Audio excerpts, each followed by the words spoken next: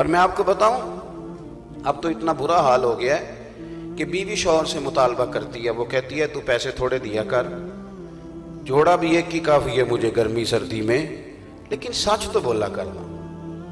تو بتاتا یہ ہے کہ میں ساحیوال جا رہا ہوں، پہنچ تو لاہور جاتا ہے، جھوٹ تو نہ بول۔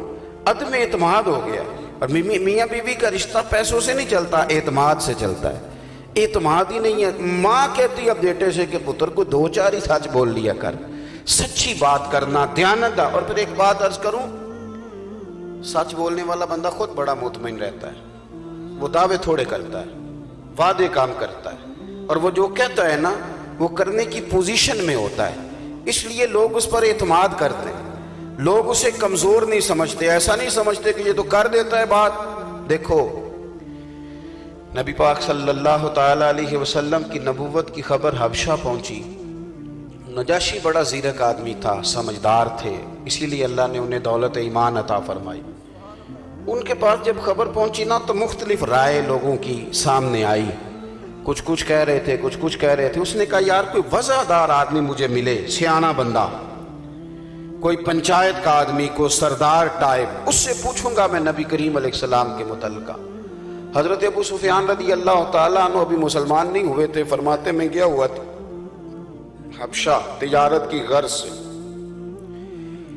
اس نے معلومات کی اور مجھے نجاشی کے دربار میں پیش کیا گیا۔ نجاشی نے بہت سارے سوالات پوچھے نبی کریم کے بارے میں، پوچھا کہ ان کے ماننے والے امیر ہیں کہ غریب ہیں، شروع میں ان کی دعوت کو کن لوگوں نے قبول کیا، بہت سارے سوالات۔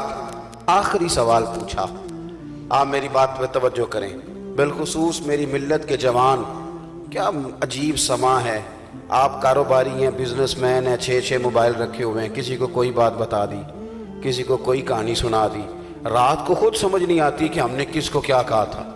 اس طرح بیچارے لوگ باولوں کی طرح، پاگلوں کی طرح زندگی گزارنے لگتے ہیں۔ آپ محدود رکھے، اللہ تعالیٰ نے جس حال میں آپ کو رکھا ہے، لیکن ہر وقت بات کرنا، جو منہ میں آئے کہہ دینا، جس ترتیب سے آئے بول دینا، بس بولتے ہی چلے جانا، اس طرح کے لوگ بہت ساری خطائیں کرتے ہیں۔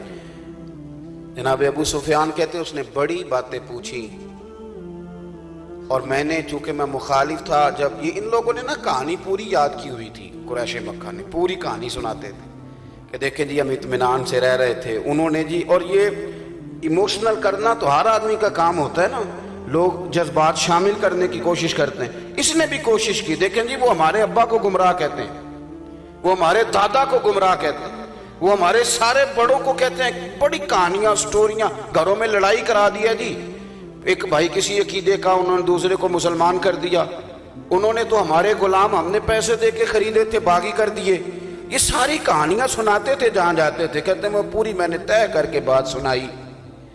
آخری سوال پوچھا نجاشی نے، اس نے کہا اب سردار تو نے بڑی باتیں کی ہیں، میں نے بھی بڑی پوچھی، ایک آخر میں بات بتا، جوانوں ذرا توجہ کرنا۔ نجاشی کہتا ہے یہ بتاؤ، جنہوں نے دعوی نبوت کیا ہے کیا کبھی انہوں نے جھوٹ بھی بولا ہے؟ 40 سال وقت گزرا، کبھی جھوٹ، کبھی ہمارے ہاں تو لوگوں نے جھوٹ کا نام ہی بدل دیا ہے، بہانہ رکھ دیا اس کا نام، جس طرح غیبت کا نام بدل کے لوگوں نے گپ شپ نہیں رکھ لیا، آؤ تھوڑی دیر گپ شپ کریں، تو اصل کیا ہوتا ہے، کیونکہ تعریفیں کرنے میں تو مزہ ہی نہیں آتا، مدد تب آئے گا جب 6-7 سیاستدان، 15-20 علماء اور مشائخ، 10-15 تاجر ان کی پگڑیاں کھولیں گے معاذ اللہ، پھر گپ شپ ہوگی۔ کہا کیا کبھی جھوٹ بھی بولا ہے؟ اللہ اکبر۔ ابو سفیان کہتے ہیں 1 منٹ کے لیے میں نے کہا کہ کہہ دوں بولا ہے، پھر میرے اندر سے آواز آئی کہ تو سردار ہو کے یہ بات کرے، عرب کی وزاداری کے خلاف ہے۔ پھر ابو سفیان کہتے ہیں دوسرا خیال میرے ذہن میں یہ آیا کہ ابو سفیان تو نے جادوگر کہے تو شاید معاذ اللہ کوئی مان جائے، تو نے شاعر کہے تو شاید معاذ اللہ تیری بات پر کوئی توجہ دے۔ او جوانوں، ابو سفیان کہتے ہیں میں نے کہا کہ انہوں نے کبھی جھوٹ بولا ہے، یہ تو کوئی مانے گا ہی نہیں، یہ تو بات اتنی روز روشن کی طرح عیاں ہے، کوئی بندہ مکے میں، کوئی ان کو جاننے والا یہ نہیں مانے گا کہ مدینے والے جھوٹ بولتے۔ ابو سفیان کہتے ہیں میں سوچ رہا تھا، نجاشی نے پھر آواز دی، کہا سردار کیا سوچ رہے ہو بتاؤ؟ کیا کبھی انہوں نے جھوٹ بھی بولا ہے؟ تو ابو سفیان کہتا ہے میں نے کہا کہ وہ رشتے میں میرے بھتیجے ہوتے ہیں، مخالفت میری عروج پہ ہے، میرے سامنے پیدا ہوئے، میں نے انہیں دادا کی گود میں بھی دیکھا اور چچا کے کندھوں پہ بھی دیکھا، میں نے انہیں خدیجۃ الکبریٰ کا دلہا بنے ہوئے بھی دیکھا اور بلال حبشی کے ساتھ بیٹھے ہوئے بھی دیکھا، میرے سامنے ان کی کان پٹیوں پہ بال سفید آئے ہیں۔ بادشاہ اختلاف اپنی جگہ پہ، ہمارا ان کے ساتھ مقابلہ اپنی جگہ پہ، پر یہ بات سچی ہے کہ اس محبوب کی زبان سے جب بھی کوئی جملہ نکلا ہے حق اور سچ ہی نکلا ہے۔ انہوں نے اسیر دشمن کی چاہ میں بھی، مخالفوں کی نگاہ میں بھی وہ امی ہے، صادق ہے، معتبر ہے، میرا پیغمبر عظیم تر ہے۔ کہا کبھی جھوٹ نہیں بولا۔ اس نے چادر اٹھائی، نجاشی نے کندھے پہ رکھی اور جانے لگا۔ تو ابو سفیان کہتے ہیں میں نے کہا بادشاہ اتنے سوال پوچھے، میں نے اتنے جواب دیے، رزلٹ بھی تو اناؤنس کرنا، نتیجہ بھی تو دے، تو جا رہا ہے۔